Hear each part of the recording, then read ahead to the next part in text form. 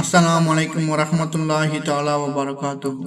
குர்ஆனில் உள்ள சூரா யாசீனுக்கு ஒரு தனி சிறப்பு இருக்கிறது. சூரா யாசீன் குர்ஆனின் இதயமாக கருதப்படுகிறது. இது மட்டுமல்லாமல் சூரா யாசீனை ஓதுவதால் பல நன்மைகளும் இம்மையிலும் மறுமையிலும் கிடைக்கிறது. இன்று சூரா யாசீன் ஓதுவதால் நமக்கு கிடைக்கக்கூடிய 15 நன்மைகளை பற்றித்தான் இன்று பார்க்க போகிறோம். காலையில் சூரா யாசீனை ஓதுபவருக்கு அன்றைய நாளின் தேவைகள் பூர்த்தி செய்யப்படுகிறது என்று அதாவோ இப்னு அபு ரபாஹ் ரலியல்லாஹு அன்ஹு அவர்கள் கூறியிருக்கிறார்கள். இது மிஸ்காத்தில் பதியப்பட்ட ஒரு ஹதீஸ். இரண்டாவதாக, காலையில் சூரா யாசீனை ஓதுபவருக்கு அன்றைய நாளின் மாலை வரை அவரது பொருளில் விசாலமும், மாலையில் ஓதுபவருக்கு காலை வரை அவரது பொருளில் விசாலமும் ஏற்படும் என்று ஷஹர் இப்னு ஹீஷப் ரலியல்லாஹு அன்ஹு அவர்கள் அறிவித்திருக்கிறார்கள். இது முஸ்னது தாரமியில் பதியப்பட்ட ஒரு ஹதீஸ். மூன்றாவதாக, யார் சூரா யாசீனை பகலில் ஆரம்பத்தில் ஓதினாரோ அவரது தேவைகள் நிறைவேற்றப்படும் என்று அதாவோ இப்னு அபி ரபாஹ் ரலியல்லாஹு அன்ஹு அவர்கள் கூறியிருக்கிறார்கள். இது தாரமியிலும் மிஸ்காத்திலும் பதியப்பட்ட ஒரு ஹதீஸ். அல்லாவின் திருப்தியை தேடி யார் சூரா யாசீனை ஓதினாரோ அவருக்கு அவரது முன் சென்ற பாவங்கள் மன்னிக்கப்படும். எனவே உங்களின் மன்னிப்பவர் முன் ஓதுங்கள் என்று மஹ்கல் இப்னு யசார் ரலியல்லாஹு அன்ஹு அவர்கள் கூறியிருக்கிறார்கள். பைஹகி மற்றும் மிஸ்காத்தில் பதியப்பட்ட ஒரு ஹதீஸ். இரவில் யாசின் சூரா ஓதுபவர் காலை வரை மகிழ்ச்சியுடனும், காலையில் ஓதுபவர் மாலை வரை மகிழ்ச்சியுடனும் இருப்பார் என்று யஹ்யா இப்னு அபு கதீர் ரலியல்லாஹு அன்ஹு அவர்கள் கூறியிருக்கிறார்கள். இது தப்சீருல் குர்துபியில் பதியப்பட்ட ஒரு ஹதீஸ். ஜும்மாவின் இரவில் சூரா யாசீன் ஓதுபவர் பாவங்கள் மன்னிக்கப்பட்டவராகி விடுகிறார் என்று அபு ஹுரைரா ரலியல்லாஹு அன்ஹு அவர்கள் கூறியிருக்கிறார்கள். இது தப்சீருல் குர்துபியில் பதியப்பட்ட ஒரு ஹதீஸ். அல்லாவின் திருப்பொருத்தத்தை நாடி இரவில் சூரா யாசீனை ஓதி வருபவருக்கு பாவங்கள் அனைத்தும் மன்னிக்கப்படுகின்றன என்று அபு ஹுரைரா ரலியல்லாஹு அன்ஹு அவர்கள் முஸ்னது தாரிமியில் கூறியிருக்கிறார்கள். நிச்சயமாக ஒவ்வொரு பொருளுக்கும் இதயம் உண்டு.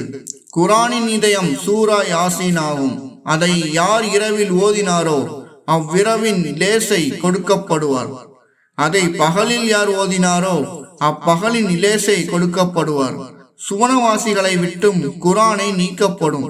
இருப்பினும் அவர்கள் சூரா தாஹா, சூரா யாசீனை தவிர வேறு எதையும் ஓத மாட்டார்கள் என்று இப்னு அப்பாஸ் ரலியல்லாஹு அன்ஹு அவர்கள் அறிவித்துள்ளார்கள்.